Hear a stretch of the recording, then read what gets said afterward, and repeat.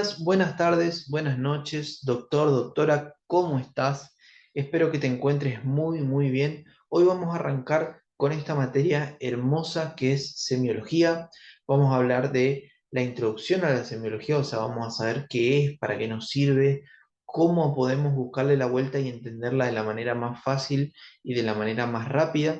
También vamos a hablar de la historia clínica, qué es, cómo se usa, cómo se completa y del examen físico.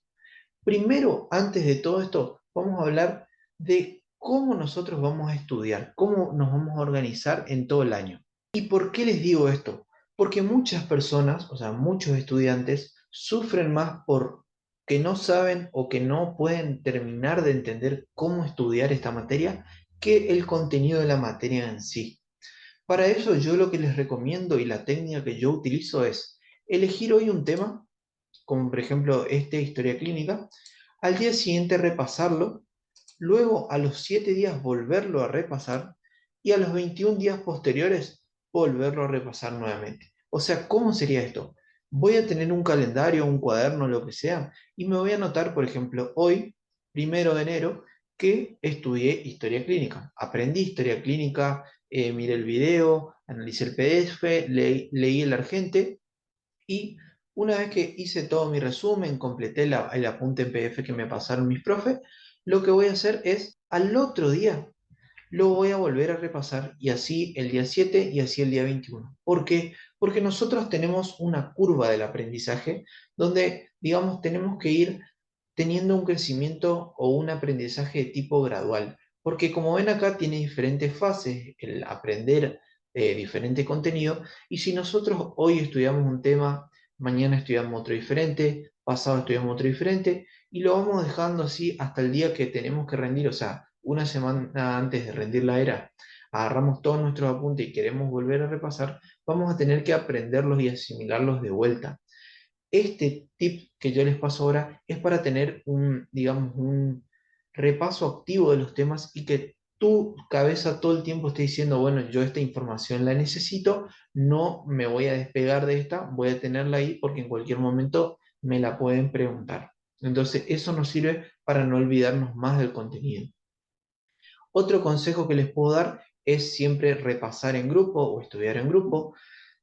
Un grupo de 2 o 3 personas ya anda suficiente, ya 4 o 5 personas ya es mucho más que lo que uno está, digamos, hablando, conversando y no estudiando, es lo que suele pasar cuando hay muchas personas, pero eso queda a cargo de ustedes. Yo lo que les recomiendo es por lo menos tener una persona con la que repasar y dictar las diferentes maniobras, las causas, la fisiopatología, porque eso nos sirve mucho para ver si nosotros realmente entendimos el tema y si realmente lo sabemos. Ahora la pregunta que siempre nos hacemos o nos tenemos que hacer antes de empezar cualquier materia. ¿Para qué me sirve a mí estudiar esta materia y qué es esta materia? La semiología es el estudio de los signos y de los síntomas, los cuales en conjunto van a formar un síndrome. Pero, ¿para qué a mí me sirve estudiar semiología? Supónganse que yo a ustedes les digo que se imaginen una persona que mide 1,70 m, 1,60 m aproximadamente, que tiene entre 35 y 45 años, que juega muy bien el fútbol, actualmente campeón mundial de la selección y que tiene barba. Juega muy bien, petizo, es ícono en lo que vendría a ser la Argentina y ustedes ya se están imaginando a una persona.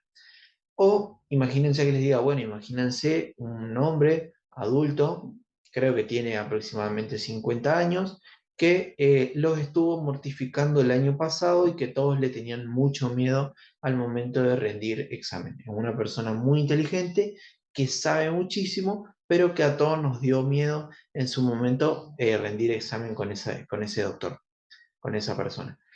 También se imaginaron a alguien de esta facultad. Entonces, para eso nos sirve semiología, para que yo les pueda decir los signos, los síntomas de un paciente, cómo vino, cómo, digamos, cómo fue evolucionando y que ustedes se imaginen qué patología o qué enfermedad tiene ese paciente. Para eso nos sirve la semiología. Estamos, ahí está una de las personas de las que les estaba hablando y hay conceptos, digamos, muy importantes que tenemos que aprender. Un signo es todo aquello que nosotros podemos observar, como por ejemplo lo que van a ver acá. Esto se denomina signo de Cullen, es un signo que se ve en las pancreatitis de tipo necrohemorrágica, algo que vamos a ver mucho más adelante, pero fíjense, un signo es algo que nosotros podemos ver, podemos palpar, podemos escuchar, todo aquello que nosotros podamos saber que está ahí. ¿Estamos? Es un dato de tipo objetivo. Y después vamos a tener los síntomas, que es todo aquello que el paciente me manifiesta. Como por ejemplo acá, el dolor de cabeza.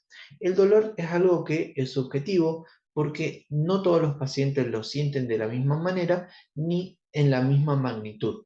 Que para eso nosotros vamos a ver después que tenemos una escala entre el 1 al 10 para preguntarle al paciente cuánto le duele y vamos a ver, digamos, que el dolor es algo que además de ser subjetivo, tiene su anamnesis, digamos, que es las preguntas que nosotros hacemos al paciente de tipo característica.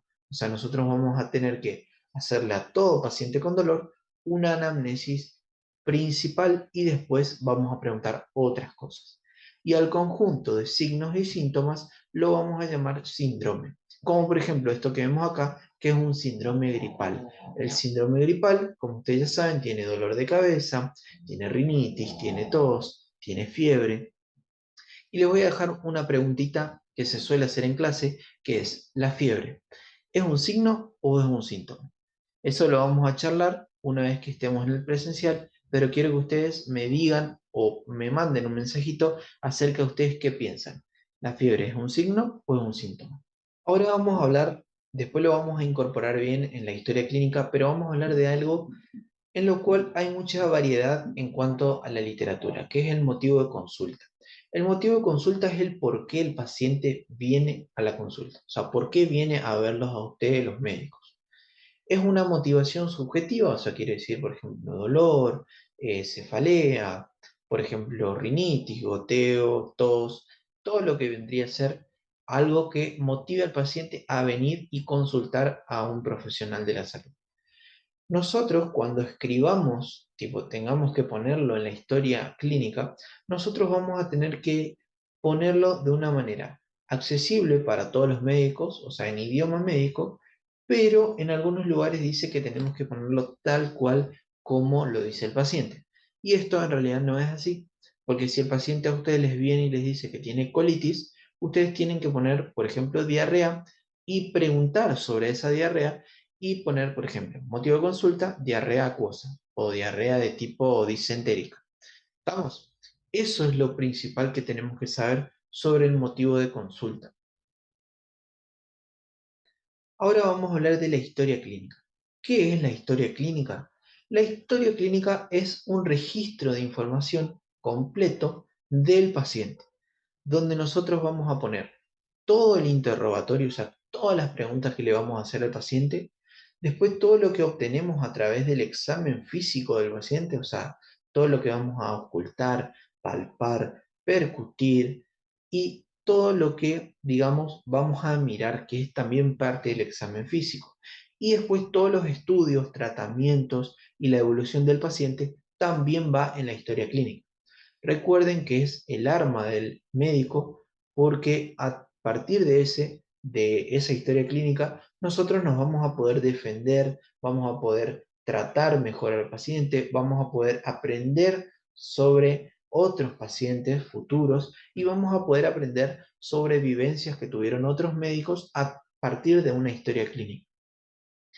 Por eso decimos que cumple una función tanto de investigación como legal y auditorial. Algo que tienen que saber sí o sí es que la historia clínica, y esto es pregunta de examen, es un documento de tipo humano, médico, científico, docente, legal y económico. Esas características siempre se suelen preguntar en examen. Ahora vamos a hablar sobre el interrogatorio, o sea, sobre la anamnesis del paciente. ¿Qué es lo que tenemos que saber sobre la anamnesis? Como les hablé hace un ratito, la anamnesis son todas aquellas preguntas que nosotros le vamos a hacer al paciente. Obviamente que estas preguntas tienen que tener un sentido y tienen que guiar al paciente y no irse por las ramas sobre el motivo de consulta.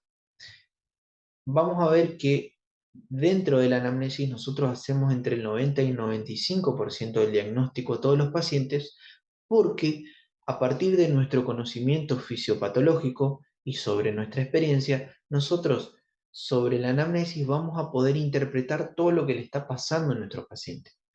Después, ¿qué otra cosa que tenemos que saber? Sí o sí, es que hay reglas que tenemos que seguir en todo paciente y en toda consulta. Primero, que donde ustedes van a hacer el interrogatorio, donde ustedes van a hacer todo su examen físico, tiene que ser un lugar limpio, con buena luz, silencioso y que no incomode al paciente. Después tienen que saber dejar hablar al paciente, saberlo escuchar y obviamente que ustedes no tienen que dejar que el paciente se vaya, porque hay muchos pacientes que vienen a veces a la consulta a hablar nomás. Entonces ustedes siempre tienen que encaminar esa consulta.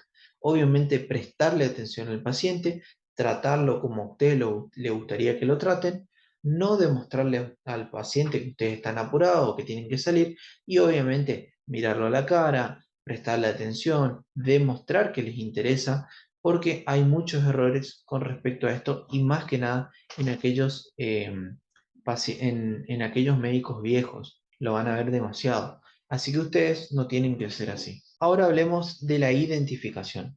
¿Qué quiere decir con la identificación?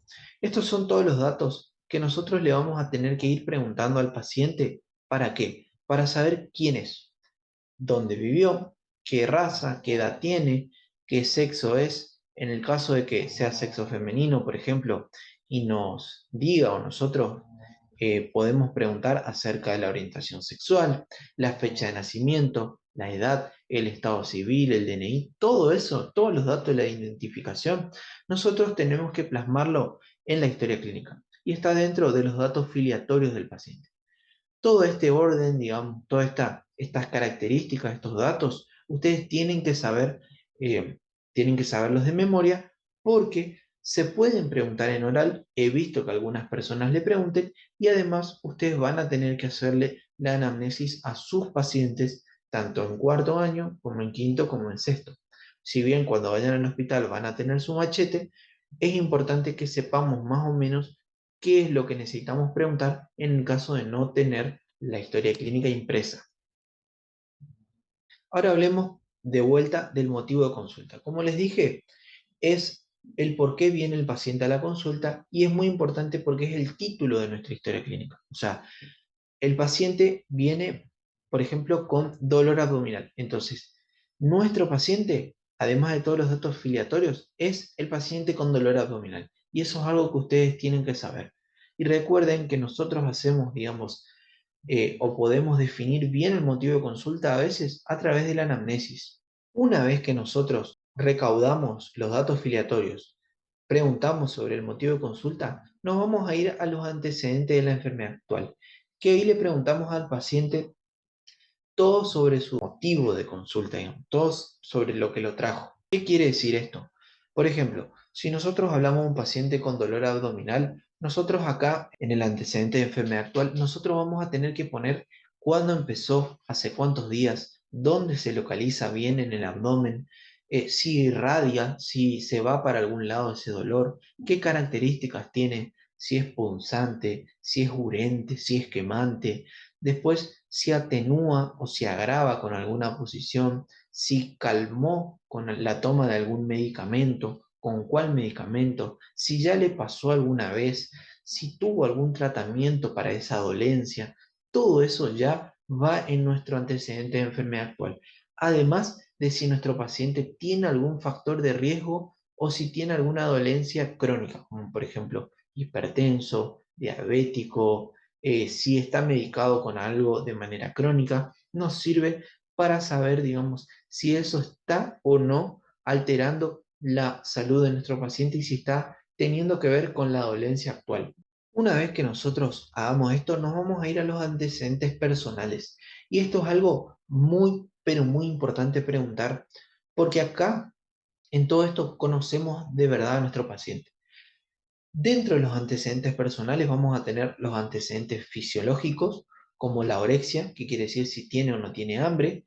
Ahí vamos a ver si el paciente tiene hiperorexia, hiporexia o si está conservada. si hubo cambio o no hubo cambio con respecto a la dieta, qué come, cómo come, cuánto come. Todas esas preguntas las vamos a ir practicando a medida que veamos las diferentes patologías y cómo le vamos a ir preguntando al paciente. Después la dipsia, cómo toma, digamos, cuánta cantidad de agua toma.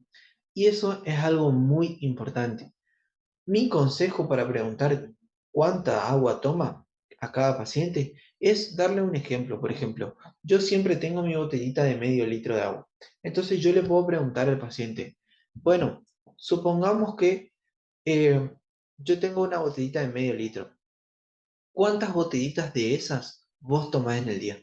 Y ahí nosotros lo que hacemos es darle un parámetro cuantitativo al paciente, o sea, bueno, a ver, y no llego a tomar dos de esas botellitas, por ejemplo. Entonces ahí nosotros podemos poner en la historia clínica, toma menos de un litro. Porque si nosotros le preguntamos al paciente, siempre nos va a decir, no, 2 litros, 2 litros o más. Y es mentira. O sea, no siempre es mentira, pero los pacientes suelen mentir con cosas, digamos, que ellos consideran no importantes. Después preguntar sobre la diuresis, si pica, si arde, si duele al momento de orinar. Después con respecto a la catarsis, las características de las heces, si hubo cambio, cuánta frecuencia, digamos, tiene a ir de cuerpo. No es lo mismo un paciente varón que una paciente mujer, eso ya sabemos todos. Después, con respecto al sueño, si duerme, cuántas horas duerme, si se siente descansado al despertar. Después en la mujer tenemos que preguntar sobre la menarca, sobre la fecha de la última menstruación, sobre las relaciones sexuales, al igual que el hombre, sobre el consumo de los anticonceptivos orales, después la actividad sexual, deportes, ejercicios y si hizo viajes o no últimamente. Después nos vamos a los antecedentes personales y socioeconómicos, donde vamos a preguntar si el paciente tiene cloaca, si tiene piso de cemento, por ejemplo, si tiene techo, cuántas personas viven dentro de su casa, si cada uno tiene su pieza propia, cuántos baños hay, si tienen agua potable, todos esos datos, digamos, sobre el ambiente social y económico del paciente. Después sobre los antecedentes patológicos, si tuvo cirugías previas, si ya le pasó lo siguiente, si se vacunó, después si tuvo, digamos, algún tratamiento de otra enfermedad. Después vamos a ir a los hábitos tóxicos, si fuma, si toma alcohol, después con respecto a si toma drogas o no, si toma infusiones como café, mate, té, y por último, los antecedentes familiares. Si tiene los padres vivos, si murieron porque murieron, cuál fue la causa. Después, si tienen los padres vivos, preguntarle si tienen hipertensión, diabetes, para ver si hay riesgo cardiovascular o no en nuestro paciente. Y después, volviendo a los hábitos tóxicos, tenemos que preguntar sobre si fuma o no fuma, preguntarle cuántos cigarrillos fuma en el día, para hacer lo que se denomina el índice tabáquico. A partir del índice tabáquico nosotros vemos si hay un riesgo alto, bajo o moderado en nuestro paciente de padecer EPOC. ¿Cómo hacemos esta fórmula? Con el número de cigarrillos que el paciente consume por día, lo multiplicamos por la cantidad de años que fuma. Y ahí lo dividimos por 20 y nos va a dar este índice tabáquico. Después, con respecto al alcohol, preguntarle qué tipo de bebida toma y cuánto por día, para sacar la graduación, digamos, de alcohol y ver si tiene o no riesgo cardiovascular y también, obviamente, hepático en nuestro paciente para padecer cirrosis. ¿Qué otra cosa vamos a hacer una vez terminado todo esto? Vamos a ir al examen físico. Obviamente que nosotros acá, en esta clase, vamos a ver el examen físico general, o sea, algo que tenemos que hacer apenas nuestro paciente entra una vez que le hicimos la anamnesis completa. O a veces podemos hacerlo en simultáneo, que es lo mejor para aprovechar el tiempo. Pero ahora que ustedes están en sus primeras prácticas, yo les recomiendo hacerlo paso a paso para no saltearnos nada. En el examen físico general, lo primero que tenemos que hacer es ver los signos vitales, que es lo que nos van a dar, digamos, el parámetro o la visión general de cuál es el funcionamiento normal de nuestro paciente. Dentro de los signos vitales, nosotros vamos a tener la temperatura, la tensión arterial, el pulso, la frecuencia cardíaca, la frecuencia respiratoria y la saturación de oxígeno. Recuerden siempre de todo esto, yo sé que ya lo vieron en fisiología, recordar el valor normal y las alteraciones. De igual manera, nosotros tenemos clases específicas para cada signo vital, como por ejemplo de la temperatura, donde vamos a tener una clase específica de fiebre, de tensión arterial, donde vamos a hablar de la hipertensión, de los diferentes grados de hipertensión, de pulso también vamos a hablar muchísimo en la parte de cardiología, de frecuencia cardíaca y frecuencia respiratoria, en lo que vendría a ser el apartado de aparato respiratorio, al igual que de la saturación de oxígeno. Una vez medido los signos vitales, vamos a ir a la somatometría. En la somatometría, nosotros lo que vamos a hacer es ver el estado nutricional del paciente. O sea, vamos a ver el peso, la talla, el índice de masa corporal y la superficie corporal total. Recuerden que el cálculo de índice de masa corporal nos sirve para esta tablita, para ver si el paciente está en normopeso, en sobrepeso, obesidad o está desnutrido. Pero, ¿para qué yo les pongo esta tabla? Esta tablita no es algo que se pregunte, por lo menos no en semiología de cuarto año. Pero hay cosas que nosotros sí o sí tenemos que saber, porque nosotros estamos tratando con personas y hay cosas básicas que no se nos pueden escapar. Y esta es una de esas cosas. O sea, tenemos que saber si nuestro paciente está en normopeso, sobrepeso o está desnutrido, porque nos previene de un montón de enfermedades. Y eso es lo que van a ver ustedes, que como dice la frase, es mejor prevenir que curar. Y ahora nuestro objetivo como médicos no es curar enfermedades, sino prevenirlas. Luego, una vez dicho esto, vamos a pasar la impresión general del paciente. La impresión general del paciente es el ojo clínico que ustedes van a ir desarrollando a medida que vayan viendo pacientes. O sea, ¿qué quiere decir esto? Acá nosotros vamos a ver, por ejemplo, el estado de conciencia del paciente, la actitud, la postura, la marcha, el hábito constitucional, el peso y después el estado de hidratación de los pacientes. Dentro del estado mental o el estado de conciencia, algo que vamos a ver de manera re profunda en la parte de neurología casi a fin de año, nosotros vamos a ver tanto el nivel de conciencia del paciente como el contenido de la conciencia. O sea, ¿qué quiere decir esto? Ver si el paciente está, digamos, despierto, si está activo, si puede responder a nuestras preguntas, o si está medio dormido, medio que le cuesta, está lento, está, como es, letárgico. Y otra cosa es ver si el paciente está ubicado en tiempo y espacio. O sea, saber quién es, cómo se llama, qué le pasó, quién lo trajo a la consulta, dónde está, qué día es. Todo eso está dentro del estado mental y el estado de conciencia del paciente. Después vamos a ver la actitud y la postura, que es cómo el paciente está ya sea parado, sentado, acostado, y hay diferentes posturas o actitudes que nos llevan a diferentes patologías de manera específica, como por ejemplo la actitud de gatillo de fusil en un paciente con meningitis. Después vamos a tener las marchas, que esto es principalmente neurología, porque ahí vamos a ver marchas de tipo características en los pacientes neurológicos, como por ejemplo la marcha espástica en un paciente con una ACV. Después el hábito constitucional, donde esto viene de la mano con lo que vendría a ser el peso del paciente y la estatura. Nosotros vamos a tener que ver en el tórax y abdomen de nuestro paciente algo que se denomina el ángulo de Charpy. Este ángulo está, digamos, formado por la apéndice sifoides y por la parrilla costal. Si el ángulo de Charpy es de 90 grados a un ángulo recto, vamos a hablar de un paciente normolíneo o mesolíneo. Después, si el ángulo es agudo, o sea, si es menor de 90, vamos a hablar de una persona alta y delgada que se denominan brevilíneos. Y después vamos a tener, si el ángulo es obtuso, digamos más de 90, a un paciente ya de menor estatura o de un mayor peso. A estos pacientes los llamamos de tipo longilíneos. ¿Para qué nos sirve saber estos pacientes? Porque hay diferentes pacientes que tienen características o que tienen como que mayor probabilidad de tener diferentes enfermedades. Como por ejemplo, nunca vamos a sospechar de un paciente longilíneo con un síndrome de Marfan. Pero sí, si vemos un paciente brevilíneo con, por ejemplo, una disección de aorta, vamos a pensar que este paciente puede ser un Marfan, digamos, por las características físicas que tiene y por la patología, digamos, que es más prevalente en esos pacientes. Después lo van a ir entendiendo, pero esto, digamos, es lo que van a ir desarrollando a medida que vayan transcurriendo las clases y las prácticas, obviamente. Después el peso, como hablamos hace un rato, y el estado de hidratación. El estado de hidratación, o sea, saber si su paciente está normohidratado o deshidratado o sobrehidratado, es algo muy importante. Y esto es algo que se preguntó muchísimo en los últimos recuperatorios de primera era. ¿Cómo se manifiesta la sobrehidratación? A través del edema.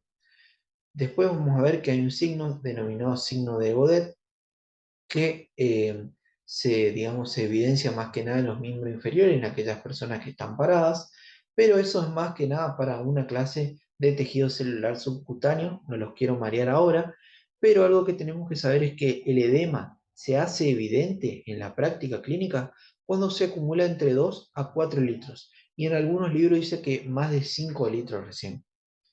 ¿Cómo vamos a saber esto? A través de los diferentes tipos de edema y las localizaciones. Después tenemos lo que vendría a ser la deshidratación, que es aquellos pacientes que se encuentran en un déficit ya sea de agua o de sodio, como por ejemplo porque no toman agua, porque consumen diuréticos de manera errónea o tienen una alta dosis de diuréticos, por diarrea o por vómito. Y después, esto es lo que se preguntó, que son los signos de deshidratación.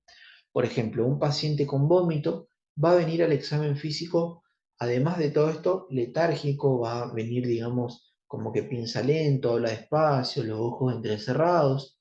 Después nosotros le vamos a estirar la piel y la piel va a quedar ahí, que se denomina signo de pliegue positivo.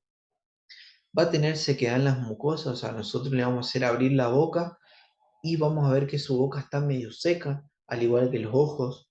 Vamos a ver que es un paciente que no suda mucho.